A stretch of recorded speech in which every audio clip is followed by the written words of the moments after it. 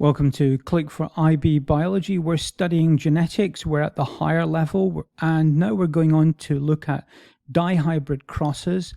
But this time we're considering the process of meiosis with crossover of what are called linked genes. There's a blank version of this presentation, a PDF, is down in the description, of course, and there you'll also find 10 questions with answers, so that you can check your understanding of the content.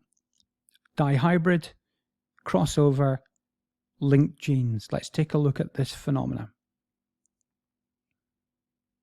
So on the left-hand side here, notice that we have only one homologous pair, and I've identified on this homologous pair two genes. And for the sake of clarity, I've made them both heterozygous so that we can follow where the alleles are tracking to. The genotype of this individual here, notice, is actually big A, big B, little b. Now initially you may think of this, if just using this would suggest that the characteristic could also be dihybrid and unlinked. But in fact, this is dihybrid and linked. And the linked suggestion is the fact that they're on the same chromosome. So gene A and gene B are on the same chromosome. So little a is linked to little b, big A is linked to big B. Now, according to the laws of meiosis, the first law is that we should separate and segregate the homologous pair. And indeed, we can see that we would get a gamete which would be carrying this genotype, which by the way would be big A, big B, but it's on the same chromosome. And then this one here would be little a, little b, like this. So that would be a gametic cell. And so we would get these. And these would make the majority, the vast majority of gametes would have these genotypes of this type, and in fact these would roughly be in a ratio of 1:1 to each other. These are the most common gametes, and we would say that they were high frequency. However, there is another alternative, and this happens in prophase 1 of meiosis.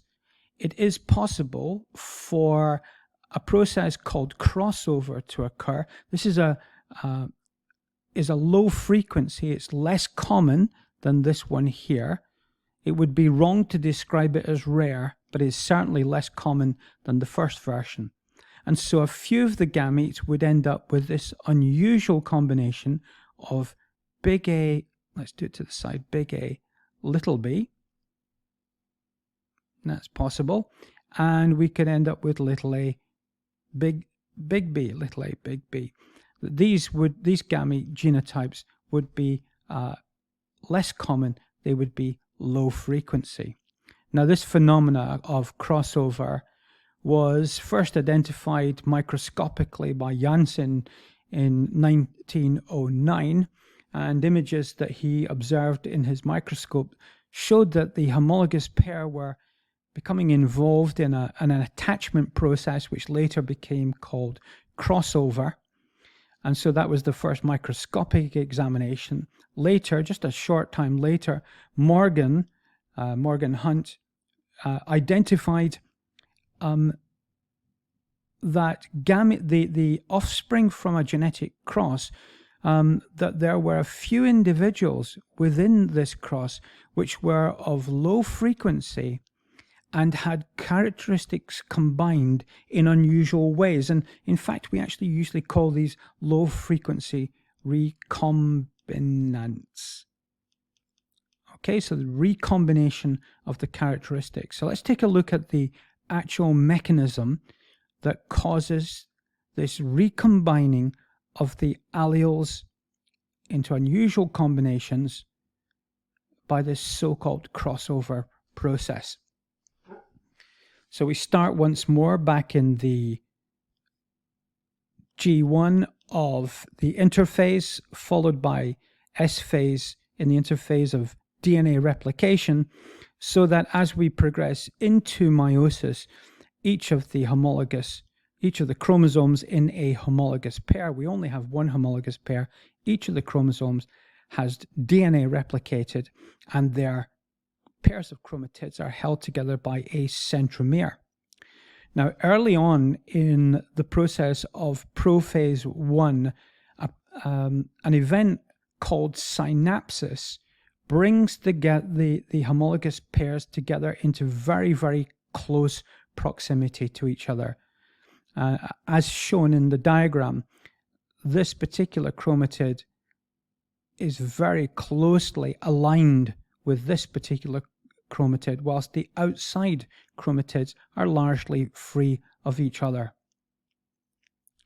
At locations down the chromosome, there are what are called chiasmata hotspots. These are regions in which it's possible for the arms of the chromatids to cross over in this fashion, as you can see here. And at the point of crossover, this is called a chiasma. At the chiasma, enzymes cut the DNA molecule and they exchange the arms of the lower sections of the chromosomes, only then to be joined together. The consequence of this is that the outside chromatids here and here remain the same, but the inside chromatids have done crossover, and look, we now have big A, little b, and then we have little a, big B, like this. And so they have swapped the alleles below the point at which the chiasma occurred. These crossover events are of low frequency, whereas the outside versions, these are of high frequency. And this has a consequence for genetic crosses and the interpretation of genetic cross diagrams, which you will find yourself doing very quickly. Just a few small details about the chiasma for those interested. In a chromosome, the actual chiasma points on a chromosome tend to occur within regions where genes are densely formed. They do not tend to occur in the nonsense regions between genes.